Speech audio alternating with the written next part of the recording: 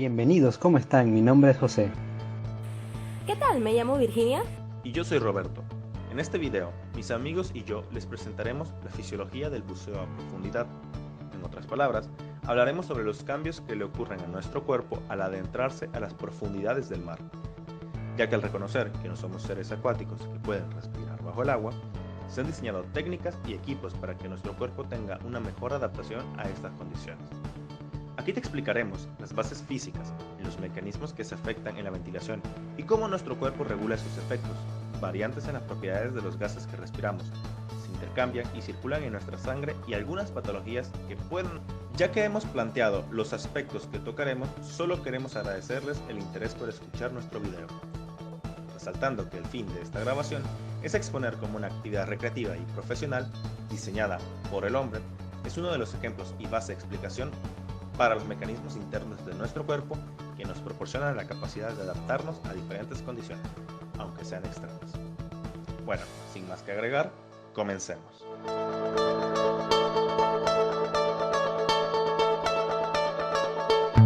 Primero empecemos definiendo el concepto de presión. La presión es la fuerza por unidad de área ejercida sobre una superficie. En la Tierra contamos con una atmósfera encima de nuestras cabezas. Todo este aire tiene una masa y, por tanto, un peso. Aunque no sea demasiado, este peso no es despreciable y ejerce una presión sobre nuestros cuerpos y sobre toda la materia contenida en la superficie de la Tierra. A esto le llamaremos presión atmosférica. Y a nivel del mar, su valor es de 101,325 pascales. Como ya mencionamos, a nivel del mar la medida es de 101,325 pascales. Otra unidad común para medir la presión son los bares, que sí está estandarizada y equivale más o menos a una atmósfera. Entonces tenemos que una atmósfera equivale a 101,325 pascales, que es igual a 1,013 bar. Esto lo utiliza el sistema métrico. En el caso del sistema inglés o imperial, se habla de PSI, es decir, libras por pulgada cuadrada, donde un PSI equivale a 0,0689 bar. Y un bar equivale a 14,504 libras por pulgada cuadrada. Pero durante toda nuestra exposición nos manejaremos con atmósferas, ya que es la medida más utilizada en este deporte. En este deporte tenemos que distinguir dos tipos de presiones. La atmosférica, como ya mencionamos, es el peso del aire sobre la superficie del agua, y la hidrostática debido al peso del agua sobre el submarinista. La suma de las dos presiones parciales nos da la presión absoluta, que es la presión a la que se ve sometido un cuerpo en inmersión. Entonces, cada 10 metros de profundidad, la presión aumenta una atmósfera, que vendría siendo la presión hidrostática sobre el buzo, y a esto le sumamos la presión atmosférica a nivel del mar, resultan las atmósferas absolutas dadas por las siglas ATA, es decir, que a 10 metros de profundidad, la presión sobre el buzo será de 2 ATA. Además, ¿sabías que el efecto de la presión es menor en altitud que a nivel del mar? Y además, debido a que el agua salada es más densa que el agua dulce, a igual profundidad, un buzo en un lago está sometido a menor presión que un buzo en el mar. Vamos a hablar un poco sobre las leyes físicas de los gases aplicadas a la fisiología del buceo. Ley de Boyle-Macron. Esta ley establece que a una temperatura constante, el volumen de un gas es inversamente proporcional a la presión a la que es sometido, o lo que es lo mismo, el volumen de un gas disminuye al aumentar la presión y aumenta al disminuir la presión. Como vemos en la imagen, para un objeto cerrado que contenga aire que se sumerja cada vez a mayor profundidad, la presión que incide en él disminuirá el volumen de su aire. En cambio, esto no le ocurre a los pulmones del buzo, ya que constantemente, gracias al equipo respiratorio, inhala y exhala aire siempre, manteniendo constante el volumen de los pulmones. Otra ley que debemos conocer es la ley de Dalton. Esta ley establece que la presión total ejercida por una mezcla de gases es la suma de las presiones parciales de los gases que componen dicha mezcla. Además, esta ley relaciona la presión con la densidad de los gases, siendo el valor de la densidad del gas proporcional a su presión. Entonces, si aumenta la presión de la mezcla y a su vez las presiones de los gases que la componen, como dice la ley, también aumenta la densidad de cada uno de ellos. Esta ley nos permitirá comprender que al descender en el agua, el ambiente hiperbárico va a aumentar las presiones y las densidades de los gases pulmonares. Ley de Henry.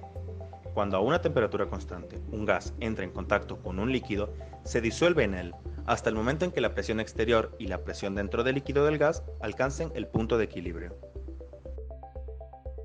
En los fluidos corporales tenemos gases disueltos como oxígeno, dióxido de carbono y nitrógeno, que son aquellos que conocemos que ejercen una presión arterial. Entonces, aplicando la ley, tenemos que al incrementar la presión de los gases, también aumenta la cantidad a la que se disuelven estos en los fluidos corporales. Sección 2. Regulación y factores que afectan la ventilación alveolar del buzo. La regulación química de la respiración se da a través de los receptores denominados quimiorreceptores periféricos y quimiorreceptores centrales. Los quimiorreceptores periféricos se ubican en los cuerpos carotídeos y los aórticos, y los centrales en la superficie del bulbo en el tallo cerebral rodeado del líquido cefalorraquídeo. A nivel del mar, los quimiorreceptores centrales son los principales responsables de la regulación de la ventilación alveolar. Ahora, con este diagrama veremos los elementos de este reflejo. Los quimiorreceptores periféricos son estimulados por cambios mayores en la presión arterial de oxígeno. En cambio, los quimiorreceptores centrales son estimulados por pequeños cambios en el dióxido de carbono. Estos estímulos son capaces de aumentar la descarga de estos receptores, que se conduce a través de los nervios vago y glosofaríngeo hasta el centro vulvar. Desde el bulbo, el centro del reflejo, la información referente llega a las motoneuronas de la médula espinal, donde emergen los nervios que inervan los músculos respiratorios.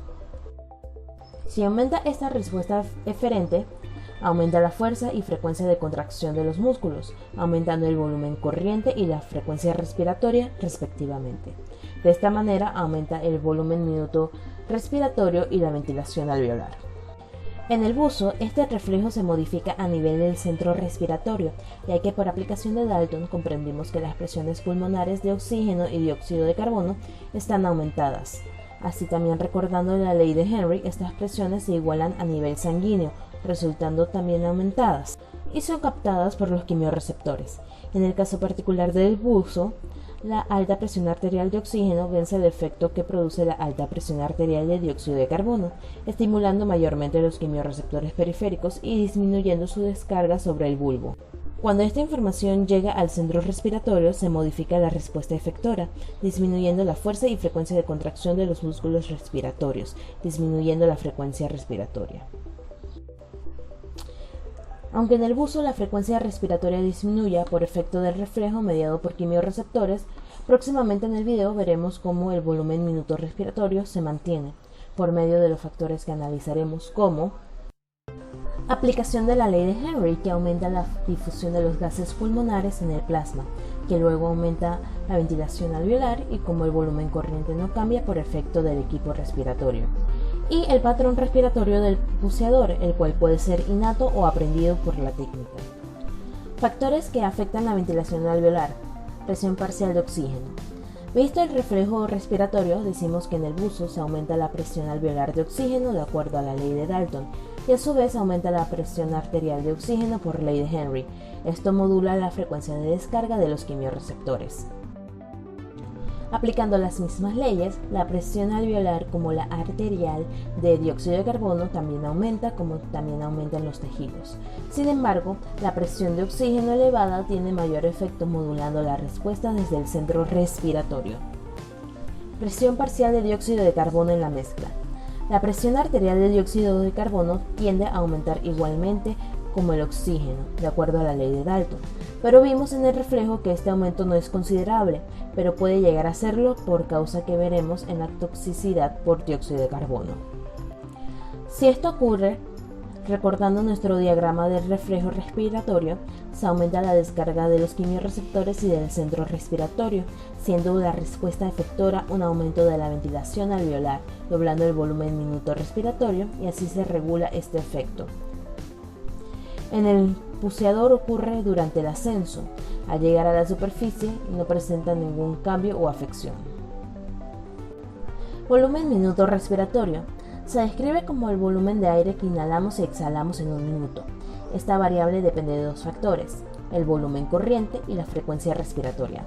En el buceador podríamos pensar que este volumen minuto respiratorio disminuye, sin embargo está comprobado que no es así, sino que se mantiene. Que el volumen minuto respiratorio se mantenga constante se debe que, a pesar que la frecuencia respiratoria en los buceadores disminuye cuando se sumergen, el volumen corriente aumenta, y esto permite que se mantenga la relación y así se conserva el patrón respiratorio adecuado.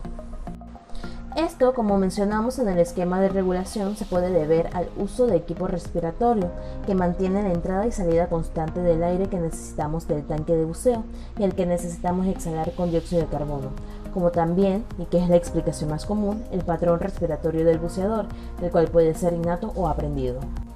Densidad de los gases. Al ir descendiendo va a aumentar la densidad de los gases y esto lo explicamos con la ley de Dalton.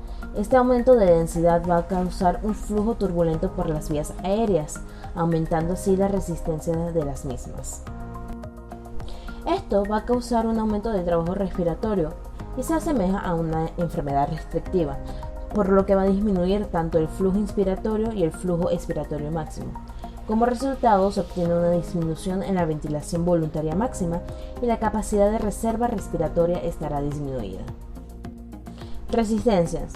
Resistencias internas en el buceo es un aumento de la densidad de los gases que causa un flujo turbulento. Y las resistencias externas en el buceo tenemos las siguientes. Una resistencia elástica por el uso de trajes de neopreno y los cinturones de lastre que ejercen una fuerza restrictiva sobre la pared torácica y el abdomen. Exposición a presiones positivas o negativas externas sobre las vías aéreas. Cuando el buzo va descendiendo se expone a presiones positivas, pero si va ascendiendo se expone a presiones negativas. Así el sistema respiratorio se encuentra comprimido, se aumenta el trabajo respiratorio y el resultado neto es una disminución de la capacidad residual funcional. Y también está la resistencia al flujo de aire que ofrece la boquilla del buzo. Aumento del espacio muerto.